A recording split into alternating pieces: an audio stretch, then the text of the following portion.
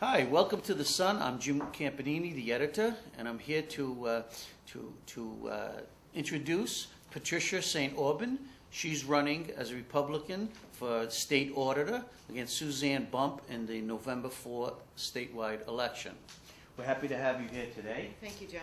If you could just tell our viewers briefly a little about your background. Sure. And then we can begin your presentation why you were running for state auditor. Wonderful. Well, my name is Patricia Saint Aubin. I am the Republican candidate for statewide office of auditor. I live in Norfolk presently, but I was actually born in New Bedford and raised in South Dartmouth. I went to Bishop Stang High School in Dartmouth, and then I went on to Providence College, where I studied accounting. I was one of 20 women who graduated in 1980 with a BS in accounting out of a class of about 90. I then went on into the corporate world and audited for one of the major banks in downtown Boston. And again, I was probably one of few women that actually were doing that at the time. And then I went into the insurance industry. I went out at a point on straight commission. I was a life and health insurance agent. Again, I was one of two women in an agency that housed about 70 agents with Connecticut Mutual, which is now Mass Mutual. I have sat on the board of directors for the Boston Life Underwriters, and I was appointed there when I was 28 years old. Again, one of the first women to do so in the insurance industry and to be appointed to the board of directors. I have then gone off to start a corporate wellness program for the Beth Israel Deaconess Medical Center. And I'm running for state auditor because I'm hearkening back to my original degree, my accounting degree from Providence College in my auditing work. Beautiful. Well, if we can now, that was a nice introduction. I grew up in Providence, by the way. Oh, wonderful. So, Go Friars. Go Friars. Conflict, go Friars. Yeah, Joe Mulaney was the coach. Oh, I remember Joe. Yeah. Mm-hmm. So, but okay, let's get into a little of the issues why Sure. you're running and Sure. talk about your presentation that was very anticipated. Oh, good. I'm happy to hear that, gentlemen. Thank you for your time. If you skip to page 3 then, I think that's where we are because I went over my resume on air. You'll see something that is the Mass General Law. It is Chapter 11, Section 12 of Mass General Law, and this is how it read and appeared when Suzanne Bump was running for statewide office the last time in 2010. And it read that, skipped to page 4. That's actually what's on our website presently. This is how the National States Auditors Association, when they came in, $3,500 contract was devised between the National State Auditors Association and Suzanne Bump's office to review where the state auditor's office was at. That was done in March, and they put out a report. And basically the report indicated that there were certain systems not in place. It reviewed the personnel that was being performing the audits, and some of the people had apparently high school diplomas and associate's degrees and not necessarily something related to auditing or accounting. So within that report, and I might add that I actually have a master's in American history from Providence College as well, and we often in history and probably in journalism, you have that eureka moment when you find a primary source document that sheds some light on something that you didn't know existed before. And when I pulled this report that Suzanne speaks about when she gets the pass from the NSAA, I went back to look at what happened when she first came in. And what happened was that law actually indicated, and the report indicated to Suzanne, that Mass General Law required those 375 agencies to be audited once every 2 years. In her statement in the following page, and this is from her own statement back to the NSAA down in Kentucky. What page are you on there? We're now moved on to 5. Suzanne reports on April 15th of 2011 that she understands that the law, Chapter 11, Section 12, did require the state auditor's office to do those audits once every 2 years, and that she finds that this is a little bit restricting and that she doesn't necessarily have the ability to do that. And she states, I have already initiated discussions with the state lawmakers to seek statutory changes. And she did just that. By the summer of 2011, we've moved on to page 6. Through the budget process, that Mass General Law, Chapter 11, Section 12, now reads that each entity shall be audited at least once every 3 years. And so what does that do for the auditor's requirements in office? When she was elected in November of 2010, when she came in January, and before she had that peer review done, she had to do 187.5 audits on an annual basis. That's what she ran under. Then by the summer of 2011, through that budget process of 2012, she had the law changed, and she lowered her own benchmark to 125 audits on an annual basis. Okay. When you say she had the law changed, so the legislature did that? Yes. And that's where Suzanne has come from. That's where a lot of her friends are. She was a state lawmaker herself for 8 years. She's very familiar with being up in the State House. So we now look at my infamous chart that I carry everywhere. This is for you to have because I have my own. But you see what's happened since she's changed the law and since she's been in office. Her first year in 2011, she actually accomplished 133 audits. But I've looked at the beginning process of those audits, and what occurred was that DiNucci had a lot of those audits already work in process, to use an accounting term, and she finished them up.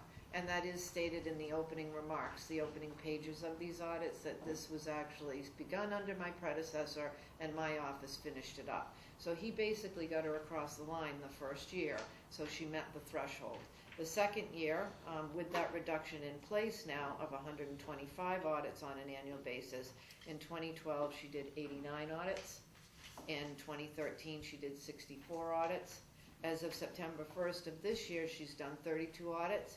And based upon what she did do through the month of September, if we bring it up to October 1st, there were 4 additional audits. And where do these numbers come from? Her website. They're straight from her website, so they're bomb-proof, these numbers. Yep, and she agrees with me that I We should hope so. That was her comment Yeah. when I first pointed this out, Yeah. that I can count. And my comeback was that I can count, but she can't count nor divide, because we're supposed to be at 125. She was here yesterday, and we asked her specifically about the auditing process. We didn't have these numbers. She did tell us that she's done 300 audits over the past 4 years. Okay, and she said that the quality of those audits have improved immeasurably, and they're audits that are now targeted specifically for agencies that where there are suspicions of waste, fraud, and other things, and that her audits have helped to return $400 million in savings for the state of Massachusetts. So do you agree or disagree with that, or?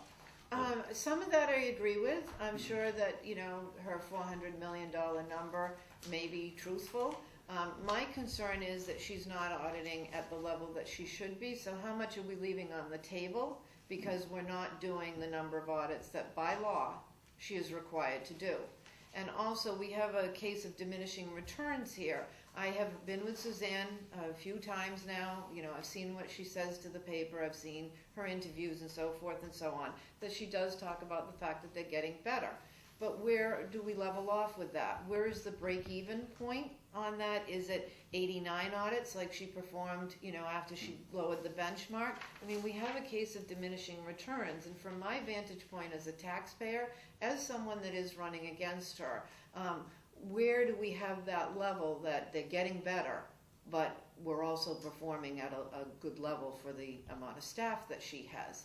And I'm just worried that if we keep her in office for another 4 years, we are going to diminish even beyond, 36 audits through October. I'm not sure she's going to hit 50 for the year, and yet she claims they're getting better. I also brought with me just an example, and one of the things that I've said on the stump, because I have audited, and when I review these audits, one of the things that I said about the Housing Authority audits, and we all know what happened with McLaughlin, and that was a red flag. And curiously enough, she's not delved into the housing authorities thoroughly. She actually signed off on the audit for the Chelsea Housing Authority that was started under DiNucci, but she signed off quickly after assuming office that all was okay at the housing authority. It wasn't. But the reason why you audit to begin with is to get those red flags and to get the benchmarks for other audits to be done at other housing authorities, if this is the example, to go and look at the executive director's contracts and see if perhaps what was found at the Chelsea Housing Authority may be occurring at other housing authorities. Suzanne, on average, is doing about 13 or 14 housing authority audits on an annual basis currently. Danucci actually did 62 audits of the housing authorities in '07. She likes to criticize Danucci's work. I'm not particularly critical of Danucci's work. One of the audits that I pulled recently, because I was out in Worcester, was the Worcester Housing Authority audit. And little did I know, this was done in 2009, and the Worcester Housing Authority has not been audited since 2009, so we're working almost 5 years here of that particular agency not having been audited. But nonetheless, here is the Danucci's report, and I find 13 line items that were reviewed at that particular time. Not only that, but it's something else that I say about auditing. He talks about when the last time the agency was audited and what they found in the prior audit, and did they go back and review some concerns that they had the last time they audited, which was 3 years prior, and they found that all was okay. But there are 13 items here, and I was actually stating this for about 8 months of my candidacy, that when I look at the present housing authorities, there's onesies and twosies of things that are being reviewed, and they're kind of helter-skelter. That one housing authority might review the executive director's contract, another one might look at Chapter 30B procurement and how things are put out to bid, another one might look at the means test. But if there are 13, 14, or 20 of those items, from my professional background, that's how you audit across the board. If you take a look at the Orleans audit that was performed this year of the Housing Authority, and this came out on May 1st of 2014, there are only 2 line items that are checked. And this is what I see throughout the housing authorities, that my feeling is that all the housing authorities, and this is how I audited at the bank, if I was with a mom and pop size company or a major nationally recognized firm, we did the same audit. We did the same, working pages. We did the same test when we went out to audit. We just didn't all of a sudden, because it was a smaller firm, do something different. It was always the same auditing procedures. The numbers obviously changed. Some were multi-million in profits, and others were hundreds of thousands in profits, but you did the same thing. So I'm actually not that critical of Danucci's work. Particularly when I see something like this that I find rather thorough and should be more of the benchmark than looking at 2 line items and that's what I see across the board with what's been done. What do you think her motivation was to seek a change in the law to perform fewer audits?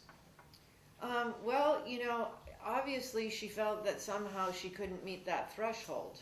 She certainly has enough staff up there, from my vantage point, to at least be doing 125 audits a year. The next page indicates as of the last time I was able to pull documents on this, but she has not told me that there are any less. She's not argued that point, that there are 98 people in auditing personnel. Okay, so let me interrupt you for a minute. So Dave and I were talking about this when she was here yesterday. I asked her, how many employees does the auditor's office have? And she responded about 230, 235, but you have 138? That's a big difference. Yes, apparently she has more people in there than what even I'm able to document. She also said that her staff is less than it was under Danucci.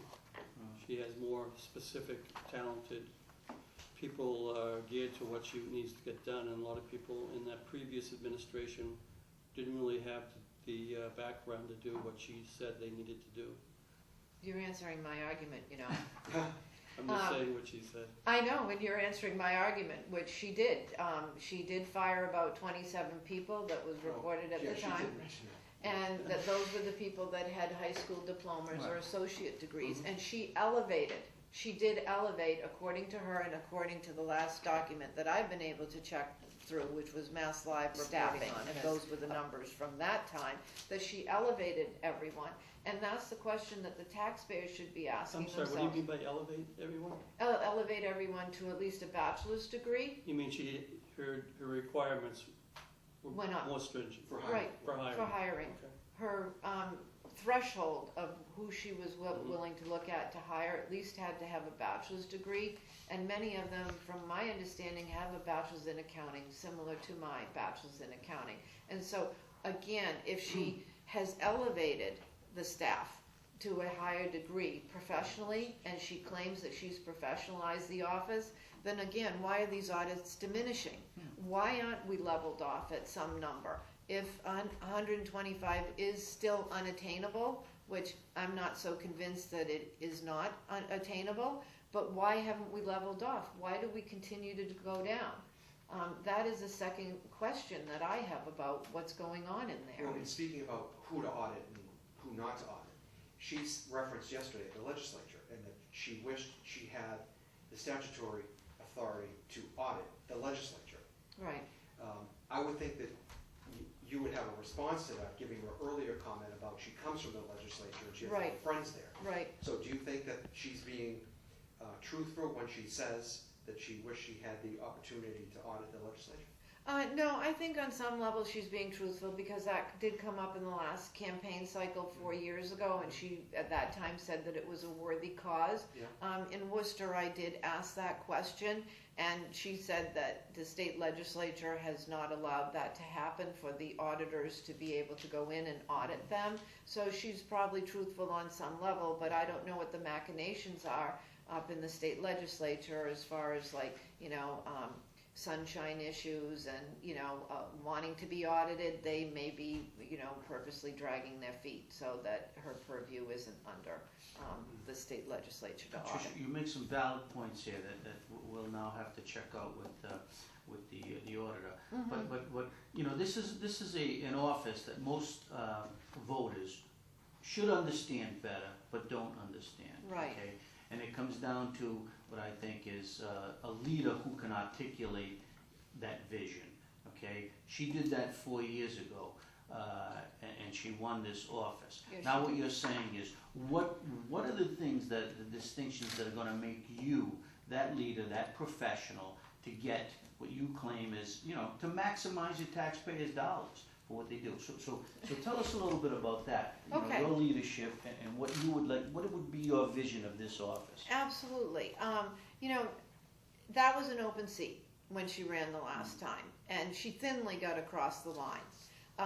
And she really doesn't have the background, and now I think it's most evident with the results of what's gone on here. As I say, the next page 10, is review of audits. We've touched on the Housing Authority audits in my comments there. The Department of Child and Family. Well, she actually audited that agency on May 12th and 11th, and everything was okay. And that audit is about 4 or 5 pages in length. This bothers me when I see a big agency like Department of Child and Families, and the audit is only 4 or 5 pages in length. Then we move forward to March of this year, March 26. Again, she was able to get in the paper because it was timely and DCF was having some problems. But my concern there is it was looked at the foster care program. I don't feel as auditor of this state that you should only look at one aspect of an agency like that. You should look at the whole agency. And the in-home services is actually where a lot of the troubles ended up with DCF. And believe me, I am not, trying to pin a death on anybody here. I don't want that to happen to me if I should win this election. I'm not a social worker. I'm just an auditor and have a bachelor's in accounting, and I'm sure that none of us want someone to die on anybody's watch. But why was only half the agency audited when there's troubles involved in both sides of an agency? It's great what she found on the foster care side, but we have a big question mark on the other side. She talks about risk. I don't know if she mentioned that yesterday, but I've heard her talk about risk over and over and over again, that she wants to look at these audits and be more thorough because of risk. I ask you, when you look at the Department of Environmental Protection, and what was audited there was roughly $60 million because it was a 15-month window. They have about a $45 million annual budget, but the audit itself was 15 months. So we add in $15 million, roughly a $60 million purview was that audit. And we look at 2 line items. We look at smartphone usage, at $155,000 and how much that was costing the DEP, and we look at usage of vehicles and car expenses, and that was $582,000. Those two items together were $737,000, and that's about 1% that was reviewed out of a $60 million budget. And I hardly call smartphone usage and fuel usage and expenditures on vehicles the most risky thing that probably sits at the DEP to be auditing. There's 860 employees there, and they have a $60 million budget. Certainly if you're only going to look at 2 line items, you're going to look at something better than that. And I went back and looked at that audit recently, and it's 16 pages long. 10 pages of it is regarding the contracts on the smartphone usage and where they might go to consolidate the contracts and who was going to give them better, because I guess it was, all over the place where these phones were getting, through Verizon or AT&T or wherever. And 10 pages of that audit was that review, the lower of the 2 items. You look at the I think the state would have all its agencies on one platform. Really? Just like our company does. We got 101 newspapers. So think about it for a minute, though. She's auditing the state's top environmental agency, but none of the audit hits anything relating to the environmental part of the operation, which is why it exists. Right. Two items were reviewed. And then the University of Massachusetts, it was the system that was reviewed. There's 7 entities that fell under that one audit. Professionally, I think each of those universities should be audited individually, and again, that's what DiNucci did. If you scroll back and look at the audits that are online, and you go back, and his is still posted, he was doing the university. She somehow chose, and I don't know how or why, to manage this completely differently and lob the whole university system under one audit. And that just gets too broad to even really be considered professionally auditing. If you look at those contracts and invoices that she looked at, that she was able to find that some of those compensation items were not correct, there were 41,000 of those invoices, and they only reviewed 148 of them. They actually began with 118 and thought that the universe was too small, and they added another 30. Thinking that the universe got bigger. But of course, when you're looking at 7 systems in its entirety, anything that you're going to be looking at for invoices or data is going to be a huge number like this. Instead of breaking it down so that those universities were audited individually and you're able to get a better scope of what's going on. Professionally, that's what I want to bring to the office. I have also stated that I will not only have an office up in Beacon Hill, which I understand is a very special office on the 2nd floor with a fireplace. I'm going to have an office with the auditors. And I have, coincidentally, when you run for statewide office, you have to raise money. They're costly. I have salaries, I have overhead that I have to pay for. And by happenstance, I have called into 2 homes where someone has a child that is working for her presently, and they tell me they never see her. And this goes back to this whole issue of what are we charging the state for? Going to the St. Patrick's Day breakfast, or are we charging as we're going out on an audit with the auditors? That's what I hope to do. I hope to bring in what I have brought to the table with my career, down and have a desk with the auditors and look at their schedules, and from time to time go out on audits. It's not going to be every day, and it will be, random, but I want to see what they're doing. I also want to see how many people are going out on these audits. I've been all over the state. I've made 285 campaign stops since mid-February, and of course I have been interviewed by a lot of cable access stations. I live in Norfolk, and I'm over in Franklin. And what am I told by the Franklin access people? That they were auditing the Franklin Housing Authority for 3 or 4 weeks. And then I look at the audit report, and it's 3 or 4 pages in length. What did they do? How many people were there for 3 or 4 pages? Is the personnel being appropriately, sent out on these audits? Are there potentially, and I don't know any more than you guys do, because I'm not working up there, so I can only, sort of look in and see the end result. But are there potentially 3 or 4 auditors going out to do a housing authority audit when it requires 1? I want to look at how come these audits have dropped so precipitously. And there's got to be an answer there someplace. Certainly if you're doing the Department of Environmental Protection, you probably do need multiple auditors out on that particular one. But probably the housing authorities, I think you could get that done with one auditor, because I know what I was auditing individually for the bank. Just to interrupt, to go back for just a second, so you said her office is at the State House, but the rest of her staff is located elsewhere? And where is that? I don't know. It's off-site somewhere. It might be in Ashburton good question. Place. It's not now, yeah, I was gonna say Ashburton Place, well, much It of might that be building close is by. the AG's, right? Right. But, Didn't she say she had offices in certain towns across the There state? might be something in Brockton Mhm, that she is mentioned Brockton. Brockton, Brockton, yeah, yeah, because I just ran into someone on Friday night at an event in Brockton that had interviewed for a job with the state. Patricia, you raised some really valid points that I Thank agree you. with. So, you know, the thing about the auditor and the deputy that she's being sued Yes. about, you're raising these points as you travel around the state, right? Yes. So, what kind of traction is your campaign getting? Do you feel you're resonating with anybody, or do you feel, you know, you're a Republican in Massachusetts? Tell us about the response that you're getting about this. Are people biting this, or? Yes, I think it's a little bit of both. It is an uphill challenge being a Republican candidate in a state like this, but when I start talking to people, I think I come across as real. That's what people say to me, that I'm a real candidate. My campaign slogan is honest and earnest, and people seem to agree with that. Leah was with me one day in Maynard, where a lady took my card. I said I was the Republican candidate, and I don't shy away from it. I always state that I'm the Republican candidate for statewide office of auditor. And she gave it back and said that she was a Democrat, that she typically voted Democrat. And then I said, that's fine, and we got to chatting, and I did say, do you know that there is a civil lawsuit presently open against the present auditor? And she said, give me the card back. And so I handed the card back, and Leah was on the sideline watching this card go back and forth, and you know, it was just sort of a little bit amusing on the campaign trail that as soon as someone said lawsuit, this is where I think the John Q. public is like, enough. Another lawsuit, I don't care what it is. And that lawsuit is problematic to me if we want to delve into that. Why is that problematic to you? Okay, that's problematic.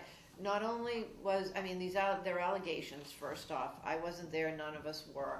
But according to Laura Marlin, who was there, the allegations are that first off, the State House was used to distribute campaign materials, that being nomination sheets that we have to get certified signatures to get on the ballot. But more importantly, and what Suzanne has argued with me on New England Cable News when the debate went on with Mike Nikitas, was this issue of whether or not the union should be allowed to weigh in when an audit is being performed. And professionally, I stand by my guns that nobody is allowed to weigh in when an audit is going on. When you said the union weigh in, what do you mean? Well, apparently, according to the allegations that and I believe it's the Department of Child and Family, because they are the one of the few entities that have union employees, that audit came out in March. And then Suzanne met with the political director in May. And she asked, because I've read the court documents, I believe it's item number 17 on the court documents, that Laura was told, I want all the audits that are in process and what you're working on now. And then she met with the political director, this being Suzanne, the following day. And the political director apparently said, you did an audit recently of one of the agencies, where we have staff, and we weren't allowed to weigh in on that audit. And I think Suzanne was caught a little unaware of that, and then called Laura in and said, why weren't they allowed to weigh in? And there was a little bit of a dust-up apparently, and apparently Laura produced some memo that she said the Comptroller General's yellow book, which is what is called the General Auditing Standards. It's 241 pages long, and what I have pulled out to her in her memo, but this is what I would have presented to Suzanne if she told me that the union should be weighing in, and I, as the deputy in charge of that audit, had said no, they shouldn't, and I was arguing with my boss. What I've found from the yellow book is chapter 3, the general standards, and What it's page on you on there? 12A. And so I didn't pull it all out, but I've pulled out the ones that I think are important to an audit, and an audit remaining independent and having the objectivity of what it needs to have, whether we're talking private sector or governmental sector. An audit needs to be independent in all matters relating to the audit work, audit organization, and the individual auditor, whether government or public, must be independent. That's from page 27.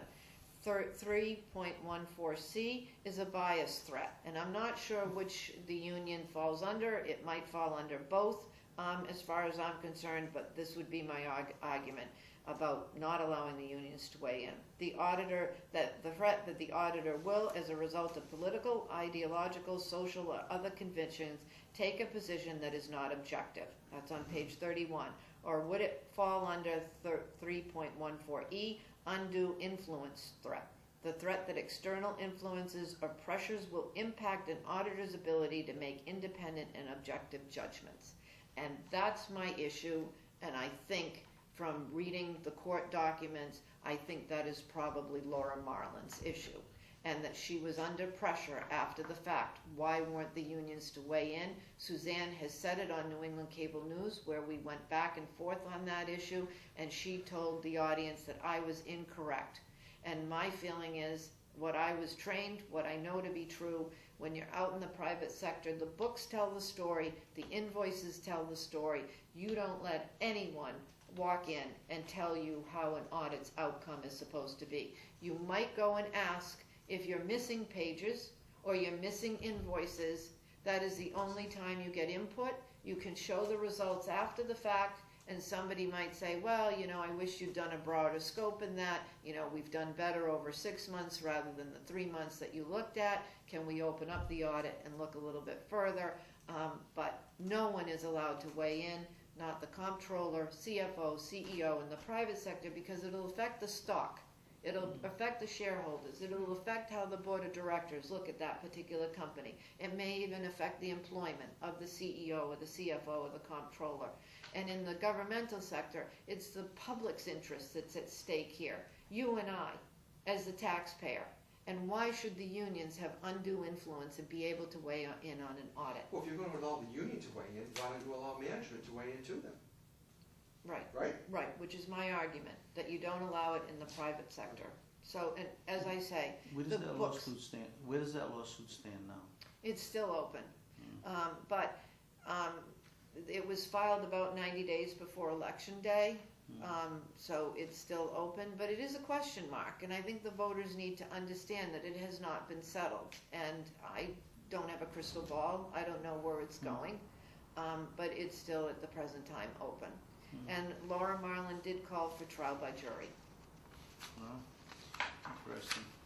Okay, what are some of the audits that you think would be eye openers for the state of Massachusetts? If you were the auditor, what were some of the say 3 or 4 top priorities you think that should be done right away? Sure.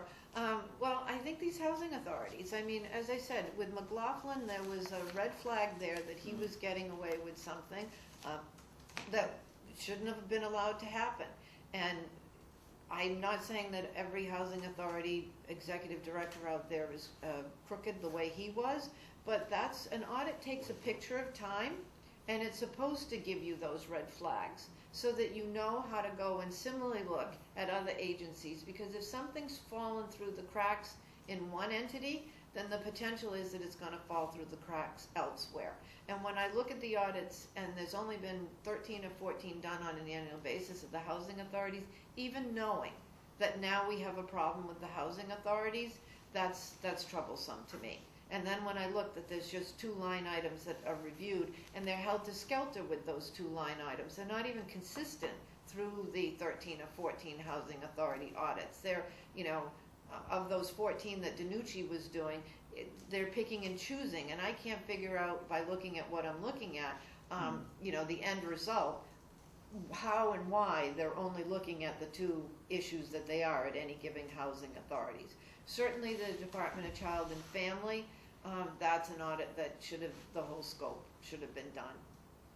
And thirdly, the Department of Transitional Assistance, Suzanne likes to talk about what the Bureau of Special Investigations finds with that, but to me, that's a very passive way of finding waste and fraud because it's based upon referrals. It's the agency itself being suspicious of somebody that's getting benefits, and they sort of blow the whistle on, who they're giving benefits to, or it's my living next door to somebody that I see drive off every day, and then they're boasting to me over the fence that they're getting, SNAP benefits, but I know that they're going off to work. So I call in and, drop the dime on my neighbor. That's how the Bureau of Special Investigations, which falls under the auditor's office, actually functions. It's based upon referral. And from my standpoint, as a taxpayer and as an auditor, that seems very passive to me. I think that, investigating those issues under the auditor's domain, which is 78% of her budget, and the Bureau of Special Investigation is only 9.8% of that budget, I would like to see something a little bit stronger. Speaking of passive, this speaks to Jim's question. We asked her yesterday about the health connector and the You are correct. globs of money that the state has You are thrown at correct. that problem to fix the website. Right. Millions and millions of dollars, and well, maybe not the state, but did you say some of that money A comes from little the more federal half is government too? federal. But she kind of took a pass on that, She saying, has. well, the AG's got something going, and she mentioned another agency that was looking into it. She wouldn't commit there. Yes. What about you? Do you think that would be, to his question, Yes. wouldn't that be an area Yes. for the auditor to dig their teeth Absolutely, into? absolutely. That needs to be addressed quickly. And I was with her on Sunday in Concord, and I threw that on the table, that the Health Connector has not been reviewed and that she has no timeline on that, and she has not been specific about that. She's actually quite vague. And I'm actually shocked that in this campaign cycle that she's not saying, my January or intention is February. to stop. She's extremely Yeah, vague. she was vague on that yesterday. I bet. So I did mention that, and I thought that she might rebut me and sort of say, actually, I am in motion on that one, and she didn't. And so obviously, she has probably no intention to move on it. Patricia, tell me, because you're the professional here, how long does it take to do an audit? I mean, there's simple audits and then there are comprehensive audits, right? Right. Okay, so just tell me the process. What is it? Because we also talked yesterday about the partners deal, which was the contract, the Right. settlement Right. that the Attorney General basically pushed through. That no one really looked at it, although there's been a comment period. It seems like the same people who negotiated the settlement are reviewing now the settlement. Right. And yet, a lot of entities have questioned it. Healthcare officials will say it's not going to work, it's going to drive up costs. Some of the costs have already started to go up from it. Right. And now a judge is going to decide on it, Right. okay? Right. And the judge is already delayed Right. one time because she probably rightly said it's so complex And then she doesn't want to make it a political football. and doesn't want to make it This is on political what, Candy? football. I'm sorry? The partners. partners deal. Partners Okay. deal. So I mean, should the auditor be taking a look at some of that? I mean, and I brought this up to Auditor Bump yesterday. I says, the Congress has the GAO, and they say, hey, wait a minute, this doesn't add up, or it's going to be a good bill, or it's going to cost more and stuff. We really don't have that in Massachusetts. No, we don't. Just about the office and, to sort of maybe just back her up a little bit on that. The auditor's office, can only look at those 375 agencies that fall under the purview. Yes. And so, somebody asked me about the casinos yesterday and one of the cable access stations, and I think that falls under the treasurer's office. So some of these things, they fall under different departments. So I'm not sure that particular All right, deal, so but you, go to back back, up, you yeah. asked me. Yeah. Do you give a deadline to an auditor? Yes, to say, I think so. I think so, within reason. I think these housing authorities, when I hear that someone was on site for 3 to 4 weeks, that boggles my mind. I never spent 3 or 4 weeks doing an audit when I professionally did this job. 3 or 4 days, yes, and maybe for some of the larger agencies that have a purview of $60 million, maybe 10 days. I don't think anything warrants 3 or 4 weeks, particularly when I see the end result of 3 or 4 pages worth of an audit. So again, one of the things that I have stated again, repeatedly when people are willing to listen to me, is that what is the bread and butter of an auditor's job is the working papers and what is being taken down for information when someone is on site, and how they then draw up the end result of the audit. And the only thing that I can see online is the end result of the audit. I can't see the crux of where that information came from, which is in the working papers. And I want to get that online if I'm elected, so that anyone like myself that's a taxpayer and wants to review the full job of what the audit includes, take a look at the working papers. Now, are they actually finding some things on these audits, because they're there 3 or 4 weeks, it seems extraordinary to me, and then the pages are only 3 or 4 pages in length? What's missing? So what is in those working papers that may also be useful information, that because those audits aren't systemized so that every 14, 15 items at the Housing Authority are all being reviewed, what's over there in those working pages that we're not getting a full picture of? Transparency. That bothers me. Quick question here. You've mentioned housing authorities. I wish I'd kept count numerous times today. Why is that? Are you skeptical of public housing authorities in the state of No, Massachusetts? it's just this has really become like a bugaboo for me when I look at these housing authorities, and it seems to be the topical thing that does come up when I'm out in communities, that somebody says, oh, I know somebody that works at the housing authority and they were audited last month. Right. And I just hear more conversation, I think, About about housing authorities. the housing authorities, and that every city and town, some cities have multiple housing authorities. And I looked at one of the housing authorities, and again, this one blew my mind, because, and Suzanne and I differ on this as well, and this is my professional background. She actually stated on the Arlington Cable News, and I've heard her say it to me before, that you don't tell people when you're coming out to audit them. You don't tell them that you're going to be out there. And I feel the antithesis, and what I was trained in, the antithesis is true. You actually do tell people that you are going to be auditing them regularly. You don't tell them the day or time. You tell them generalities, we'll be back in 3 years, give or take, and that's what the law states. And you show up so that they do keep their records and their books straight. When things go amiss and they don't expect you to come, then that's when things, can fall through the cracks and people can get loosey-goosey. And we also have, personnel changing over too, with people moving on, people retiring, people, deciding to stay home with a child, whatever it is. There's no continuity. So if you tell them once every 3 years you're going to be there, as we have to do as taxpayers every April 15th, things don't fall through the cracks. But one of the housing authority audits that I did look at down where I grew up, and you can probably figure out which one it was, the executive director, again, not as bad as McLaughlin, but what was going on there, because the auditors had not been there for like 4 years, he was charging back to the taxpayer a $750 a month leased vehicle and a life insurance policy that was not appearing on the W-2. And so the auditors came in, and anything that's over either $30,000 or $35,000 is considered a fringe benefit and should be appearing on the W-2. So that's one fancy car for $750 a month as a leased number. That's something quite special.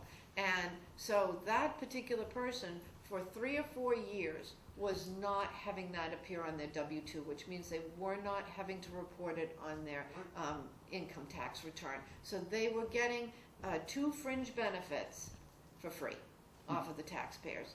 And they did catch it in the audit when they were out there, but for 4 years it had gone on with nobody catching it. That's why you need to audit regularly, so that that person would say, the comptroller also was complicit in this, and the HR director, and they feigned ignorance down there, and it's all in the audit report. The board too, and the board of directors. Somebody doesn't have a degree in accounting through all those. The Lowell Housing Authority can't account for What $6 is it, million. as you travel the state, and you said you've heard a lot about housing authorities, right? Yes, So, well, it does seem to It's come the up. commingling of funds. See, most of their funds come from federal Some of it does and then from from HUD. state. So that's why I think no one really takes a good hard look at it, because there's 2 entities there that would both have to collaborate, right? To audit a housing Yeah, authority. but, I mean, some of it is our money, so Well, I would think, you have- Well, it should be, You know, should be. Patrick had that bill where he wanted to create like 6 or 7 super regional housing authorities, and eliminate many of the smaller ones. right. I know you're a Republican, he's a Democrat, but is that something that you would have supported? I mean, the legislature watered that down. They probably even No, rejected it, they right? rejected that. You know, so, do you think that would have been a good idea? You know, on the surface, it sounds like it would have. I'm actually not familiar with that particular bill, but after looking at these housing authorities, certainly, you know, sort of massing them together and maybe having a executive director oversee a couple of That's what housing he was really authorities, moving towards. that, you know, it would probably save the taxpayer money. Yeah. Because they are, you know, sort of, you know, they don't all function the same either, but, you know, I mean, that's why I think the audit would be helpful, so that if you see one housing authority doing an inventory control checklist properly, then you implement that at every housing authority, and you sort of set the standards. I think we downsize government and just do one audit a year, but that's never gonna happen. Well, I could talk to that too, because, well, one thing that we haven't talked about, and I'm sure Suzanne did, was the pass grading, the highest grading that she's gotten out of the National States Auditors Association, the second time that she came in. She's very proud of that. And I do want you to know that I called the executive director down in Kentucky, and I spoke to him for about 40 minutes, and he's a CPA, so I was able to, you know, speak my own language with this person. And, you know, she did fail when they first came in, but there's sort of reasons for that, in that DiNucci never contracted with this particular agency. They were around since 1989, and as he described it to me, we needed to start somewhere, so we had an understanding of what was going on up there, and we failed her because they were almost demerited because they hadn't contracted. It was $3,500 to get this peer review done. But when you look at it, again, it's in my documents, it's the template on how to audit. It's the 4 years of accounting that I studied at Providence College. It's the 3.5 years at the Shawmut Bank that I learned. It talks about those working papers and setting up audits. And it basically gave someone that doesn't have a bachelor's in accounting how to manage and operate and bring, you know, the level of education up and the peer review with the staffers and things like that. It spelled that all out in that particular first NSAA accreditation. So they actually, ironically, do audit once every 3 years if you contract with them. So they come back for this year. She pays another $3,500 of taxpayers' money, and she gets a pass. And she likes to talk about the fact that this is the highest level of, you know, accreditation. Well, when I asked the man down there about this, his name's Kenny Pointer, and he's a CPA and he's executive director, he said the whole point of our organization is to get states to pass. We don't want to fail anybody. And really the only one that ever failed was Massachusetts, because when we began this in 1989, you didn't get on board. Right. And so we don't want to fail anybody. We want to pass everybody. And some pass with demerits still, and some pass without, like, okay, you still need to work on this. So when she says she's reached the highest accreditation with the pass, I'm not overly impressed, because this is where she's supposed to be based upon, you know, contracting with this particular organization. Also, I said to him, now, do you realize that the number of audits have precipitously dropped each year? And does that bother you? Do you look at that as the scope of her work and giving her that grade of pass? And he said, no, actually we don't. And I then said back, okay, does that mean that if she only were doing 2 audits on an annual basis, she could still get the pass? And the answer that I got was yes.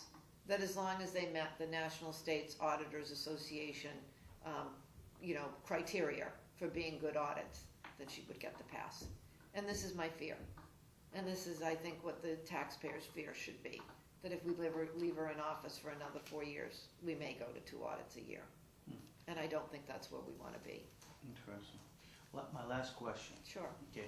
In all your years of auditing, Yes. okay, and corporate finance, what was one of the most interesting cases where you found something that was unique and really either found fraud, saved money, or a Ponzi scheme or something. Did you Yes, ever uncover well, anything like that? There was actually a firm down in Norwood on the Canton line that we found through an audit. The CEO was the president, small business, was not reporting to the bank accordingly. And we did have to go down and sort of close down shop and force everybody out. And he was actually a very nice man. And when you audit, one of the other things you're not supposed to do, which happened with the Chelsea Housing Authority, you don't get too friendly with who you're auditing. You don't go out to lunch with them, which is what was happening in Chelsea, but that was under somebody else's review. But I did like this guy, and everybody back we rotate audits, in other words, so that you're not back at the same place all the time. But I was sent down there. And in this day and age, I'm not sure they would still allow a young woman to do this, but I had to go and sit in the facility all day and sort of be the security guard and not allow him in other words. They changed the locks, but somebody from the bank had to physically be there during the course of the day. It was sort of boring because there was nothing to do, but that was my job, to go down and show up. I had the keys to the firm. And so I'm sitting there one Friday afternoon, this has gone on like 3 or 4 weeks, and he's come and knocked on the door. Patricia, let me in. I have some personal items. And I'm like, Joe, I can't let you in. You're a nice guy, but I've been told by the bank. And then I'd call back to the bank and say he showed up and he wanted in. Don't let him in. Because now the bank owned all the assets because that's what we needed to recover. Well, I'm sitting there, and I'm a young woman, and the next thing I know, there's like a back garage, and the back garage doors start going up, like automatically, and they weren't in lockdown mode, and he comes in with his attorney, and I'm on the phone to the bank, nobody had Get secured. the cavalry here. Yeah, nobody had secured the back doors, and I mean, there were these big metal doors, that were like freight doors and whatnot, and up they went, and in he walked, and it's me all by my lonesome, and I called back to the bank, and I think I had to call the police or something, but he remained true. He was very nice. I have no problems with you. I just realized that you're an employee of the bank, but that was, sort of a fascinating experience to live through. Interesting. And I think he ended up suing the bank. With that, you've got 1 minute. Look in the camera and tell people why they should vote for you, Patricia Saint Aubin, on November 4th. November 4th, exactly. Please get out to vote. It's very important. And I hope you cast your ballot towards my way. I am Patricia Saint Aubin. I'm a lifelong resident of Massachusetts. I hope to take my skill set that I learned in the private sector and go up to Beacon Hill and do a better job for all taxpayers. I do have that bachelor's in accounting from Providence College, and I've also audited professionally. And I hope today has shed some light on my candidacy and that you will cast your vote for me on November 4th. Thank you for your time. Thank you, Patricia. Thank you. Thank you, Jim. Well, you have shed light on your candidacy. Okay. Thank